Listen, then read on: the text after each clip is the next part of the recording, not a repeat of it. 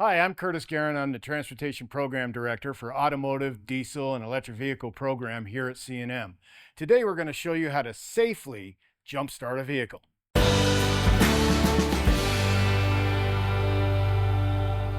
Now let's take a look at how to safely jumpstart a vehicle. When a vehicle is dead, it emits a large amount of gas. When it's dead, it means that it has no voltage. The battery is broken down between the positive side, which is indicated by a positive mark or a plus mark on the battery, and red cables. The negative side is indicated by a black cable or a negative on the post itself. When we take our traditional jumper cables, what we want to do is we want to go ahead and install the red cable or the positive cable first. Because of that gas, we want our last connection to be the negative side. We'll do that after we hook up the other car. Now let's take a look at the connections on the good car. This manufacturer has made it easy for us by applying this little tab for jump starting.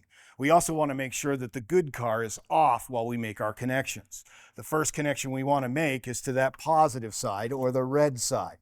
The manufacturer has also made it a little easier for us by placing the negative cable on this side. We'll go ahead and install that there. Now we can go into the good car, start the good car, and we'll move over and make our last connection on the bad car. Now we're back at the bad car. What we don't want to do, because of the gases that are here because this battery is dead, when we hook up the negative cable to the negative post, that's going to create a spark, which could possibly create an explosion. So our last connection on the bad car should be somewhere other than the battery that is metal.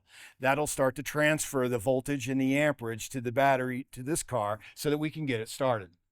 Now let's look at a safer way to be able to jump start a vehicle. This jumper pack or booster pack you can keep in your car. The one thing you want to do is make sure that it's fully charged at all times. The benefit to this is it's a little safer to use, and in the event that you don't have somebody to be able to help you jumpstart your vehicle, you can do it. We'll make our first connection, which is the battery positive that we discussed earlier.